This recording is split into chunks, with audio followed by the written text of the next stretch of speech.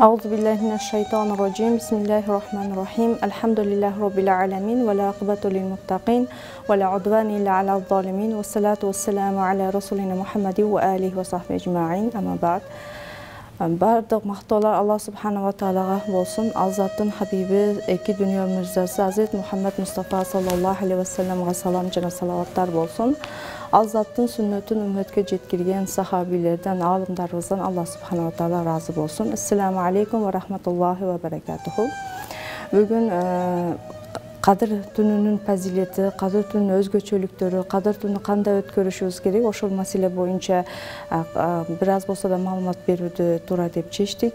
Демек, Kadir tününүн фазилети тууралуу bir түндө же bir saatта толук маалымат берүү мүмкүн эмес. Биз жөн гана киришүү максатында bir маалымат беребиз. Негизи ислам дининде bir маселени айтып атканда биринчи кезекте наска, мындайча айтканда Кур'ан-ы Керим жана сүннөткө башвурабыз. Ошол жактан биз жооп берген аракет кылабыз. Кадыр түнүнүн өзгөчөлүгүн биз Кур'ан-ы Керимден башташыбыз керек.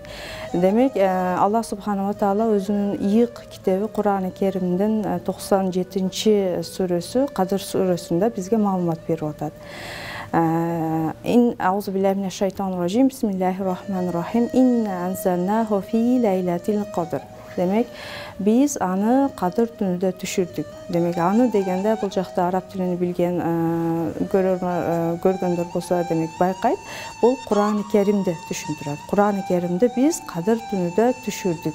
Demek, andan keyingi ikinci ayetinde وَمَا أَدْرَاكَ مَا لَيْلَةُ الْقَدْرِ. Demek, Kur'an-ı Kerim'den düşündürүүнүн bir metotlarından birisi bir суроо берип, адам ошого шашып калганда, жооп таба албай калганы Кур'ан-ы Керим кийинки аят менен ошого жооп берет өзү. Демек, ошол сурөөнүн канчалык маанилүүлүгүн унутпагын деген максатта. Демек, Кур'ан-ы Керимде Кадыр түнүнүн эмне экенин сен билесиңби деп кийинки аятта кайрылып атат. Андан кийин дагы Кур'ан-ы Керим өзү жооп берип атат. Leyletul Qadr hayrun min alfi shahr. Demek, Kadir түндүн фазилетini 1000 aydan жакшыраак дейт. Себеби bu 1000 aydı alimlarımız iki türlü çeşmelet. Birincisi bu 1000 ay degende 83 yıl. Demek emne üçün Allah subhanahu wa ta'ala 83 yıldı bizge berip atat. Sebebi bizden murdaki ümmet jaşosu köp bolgondugu üçün alardın ibadattары көбүрөөк. Hazreti Muhammed sallallahu aleyhi ve sellem'den ümmetinde ömrü kıska bolgondugu üçün alarga bir belek katары boldu dep çeşmelesek, kebir alimlarımız bu 1000 yıldı köp soğup beret. Oşol maninde aytылып атат dagı bizge malumat berişет. Kadir түндү biz kандай өткөрүшүбүз керек? Ага бир аз токтолойлу. Kadir түндү эртең менен орозо кармаганыбызда ошол күндү мүмкүнчүлүк болсо закат берүү, садака берүү, жакшы мамиле кылуу мүмкүнчүлүк болсо ошол түнгө бир ифтар өткөрүү. Азыр күнүбүздө пандемияга байланыштуу ифтар өткөрө албаса дагы үйдө жакшынакай бир нерсени даярдап, комшуларга муктаж болгон адамдарга берип, андан кийин ошол түндү ибадат менен өткөрүү. Демек, ал түндө биринчи кезекте мүмкүн болсо каза болуп калган намаздар окулат, андан кийин Кур'ан-ы Керим окуу, зикир менен өткөрүлөт. Өзгөчө дагы намаздар бар. Бул 4 рекеттен 2 рекеттен дагы окуса болот. Ниеттен кийин демек ар бир Ихлас сүрөсү, андан кийин Фатиха сүрөсү, андан кийин Кадыр сүрөсү. Демек, ар бир аятта, ар бир рекетте бир Кадыр сүрөсү окулат, андан кийин Ихлас сүрөсү 2 рекетте окулат. Андан кийин салам бергенден кийин Кадыр сүрөсү окулат атайын 100 жолу. Өзгөчөлүктөрү дагы токтоло кете турган болсок, аяттын улантысында Tanazzalul malaikatu var-ruhu fiha bi-izni rabbihim min kulli emrin selam hiya hatta matla'il fajr. Demek, al түнү көптөгөн периштелер түшөт, Jibril түшөt, алардын бардыгынын өзүнүн бир кызматы бар. Өзүнүн ошол кызмат Алла субханаху ва таала айткан кызматын аткаруу үчүн түшөт. Жана таң атканга чейин бейпилдик, тынчтык болуп турат деп Кур'ан-ы Керимден бизге маалымат берип атат. Пайгамбарыбыз саллаллаху алейхи ва саллям дагы бул Кадыр түнү тууралуу көптөгөн хадистер бар. Анын бирөөсү Кадыр түнүнө сиздер акыркы 10 күндүн так күндөрүндө издегиле деп айтат. Демек 21-чи, 23-чү, 25-чи, 27-чи жана 29-чу күндөрү биз кадыр түндү тосууга аракет жасасак, ол эң жакшы болуп эсептелинет. Дагы башка бир хадисте пайгамбарыбыз саллаллаху алейхи ва саллям 27-чи түнү кадыр түнү деп дагы айткан хадиси бар. Кадыр түнүндө биз маани беришибиз керек, көп ибадат кылганы, көп намаз окуганы, көп зикир кылганы. Демек зикир дегенде ошондой эле түшүнүү, тафаккур кылуу. Мен эмне үчүн жаралдым?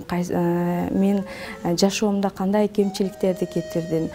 Кандай кылсам ошол кемчиликтерим кайталабашым керек деп Аллахка тооба кылуу. Тооба кылуу дагы бул бир жолу тооба астагфируллах менен эмес. Демек тообанын да өзүнүн бир жолу бар. Экинчи жолу ошол катаачылыкты кылбайм, я Рабби, мени кечир деп, ошол күнү түшүнүү менен кайсы жерде катаачылыктар кылдык, эмне кылсак ошол кемчиликтерди биз жоготобуз. Бир Аллах субханала таала калагандай мусулман болобуз. Ага биз маани берип ошол күнү тафаккур менен дагы өткөрүү эң жакшы ибадаттардан бирөөсү болуп эсептелинет.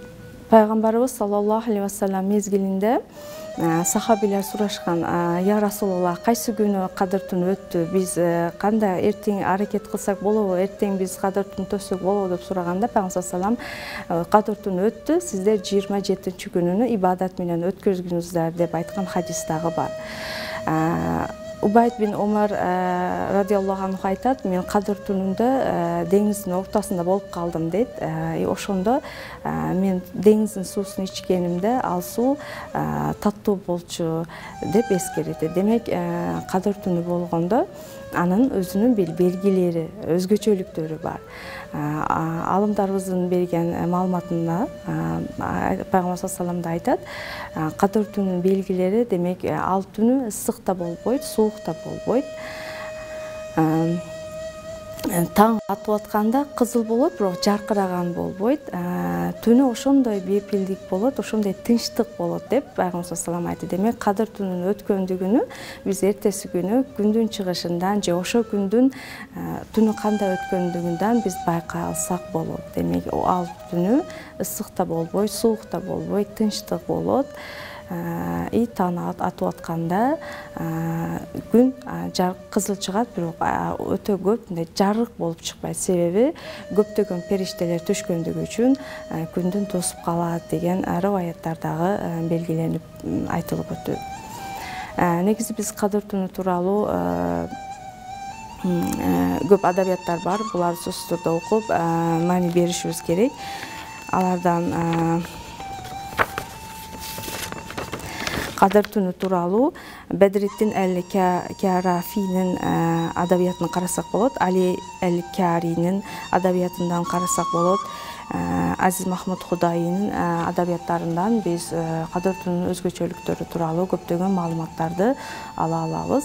Иншалла Аллах субханала таала бизди ошол күндө ибадат менен өткөрүү, Аллахтын каалагандай бир мусулман болуу бардыгыбызга иншалла насип кылсын.